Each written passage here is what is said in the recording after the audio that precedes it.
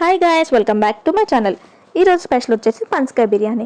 దీన్ని ఎలా ప్రిపేర్ చేసుకోవాలో చూద్దాం రండి. ముందుగా పనసకాయ తీసుకొని వాష్ చేసుకొని హాఫ్ చేసుకోండి. దాన్ని చిన్న చిన్న పీసెస్గా కట్ చేసుకొని దానిపైన ఉన్న గ్రీన్ కలర్ పీల్ మొత్తం తీసుకోండి. కట్ చేసుకున్న తర్వాత దీన్ని సాల్ట్ వాటర్లో వేసుకోండి. సాల్ట్ వాటర్ వేసుకోవడం వల్ల ముక్క అనేది బ్లాక్ కలర్ అవ్వకుండా ఉంటుంది. ఇది మా చెట్టు పనసకాయ, మొన్న వర్షం గాలికి కింద పడిపోయింది. నేను దాంతో ఇట్లా బిర్యానీ అనేది ప్రిపేర్ చేస్తున్నాను.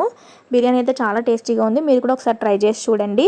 అయితే దీనికి కావాల్సిన ఇంగ్రీడియంట్స్ వచ్చి సన్నగా తరుక్కున్న onions and chillies and tomatoes, curd, అల్లం వెల్లుల్లి పేస్ట్ అండ్ కొంచెం మీరు ఇందులో ధనియా పౌడర్ అండ్ జీలకర్ర powder, biryani masala and garam masala, salt, oil, curry leaves, whole garam masala spices and కొంచెం కాజూ నట్స్, చిల్లీ పౌడర్, పంచకాయ.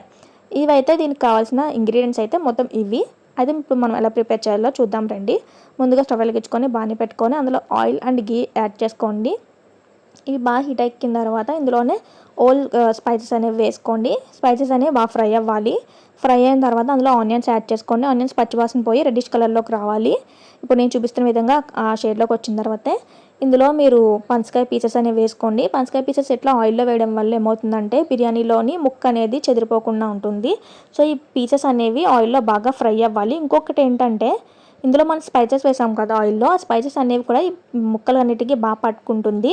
మనకి ఇది వెజ్ తింటున్న ఫీలింగ్ ఏమాత్రం రాదు, నాన్ వెజ్ తిన్న ఫీలింగే వస్తుంది. ఆ పీసెస్ కూడా మీకు చూడడానికి చికెన్ పీసెస్లా ఉంటుంది. అయితే మొత్తం ఈ స్పైసెస్ అనేవి ఈ పీసెస్ అన్నిటికీ పట్టుకుంటాయి.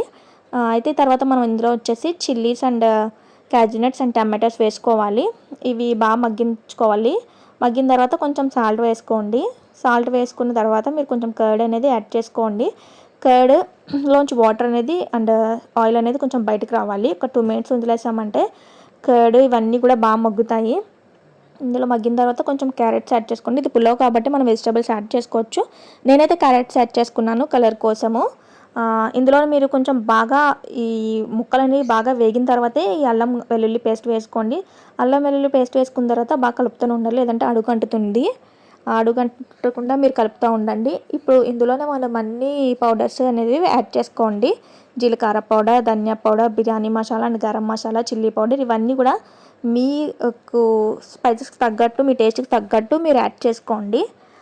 ఇవన్నీ కూడా వేగాలి, ముక్కకు పట్టేలా ఒక 2 minutes అట్లా కలుపుతూనే ఉండండి. ఇవన్నీ కలపడం చేయడం వల్ల ముక్కకు అనేది బాగా పడుతుంది. తర్వాత ఇందులో వాటర్ యాడ్ చేసుకోండి. నేనైతే 1.5 glass రైస్ తీసుకున్నాను కాబట్టి నేను 3 glasses ఆఫ్ వాటర్ యాడ్ చేసుకున్నాను. వాటర్ అనేది ఇలా బాయిల్ అవ్వాలి. ఇలా బాయిల్ అయిన తర్వాత మీరు టేస్ట్ ఇప్పుడే చూసుకోండి. మీకు ఏమైనా కావాలి అనుకుంటే కనుక ఇప్పుడే యాడ్ చేసుకోండి. నేనైతే టేస్ట్ చూసాను, నాకైతే అన్నీ సరిపోయి నేను ఇంకేం యాడ్ చేసుకోవట్లేదు. కానీ యాడ్ చేసుకునేటట్టు ఉంటే ఈ టైంలోనే యాడ్ చేసుకోవాలి మీరు. ఇందులోనే మనం 1/2 hour బ్యాక్ నానబెట్టుకున్న రైస్ అనేది యాడ్ చేసుకోవాలి. యాడ్ చేసుకొని మనము దీనిపైన కొంచెం గీ అనేది వేసుకొని క్లోజ్ చేసుకోండి. ఇది నియర్లీ మీకు 8 to 10 minutesలో అయిపోతుంది. బిర్యానీ అయితే ఇట్లా పొడి పొడిలాడుతుంది. ముక్క అనేది కూడా చాలా బాగా కుక్ అయింది. అయితే ఒక 2 minutes దీన్ని ఎట్లాగే క్లోజ్ చేసేసిన తర్వాత మీకు ఇలా పొడి పొడిగా ఆడుతుంది బిర్యానీ. అసలు టేస్ట్ అయితే వేరే లెవెల్లో ఉంది.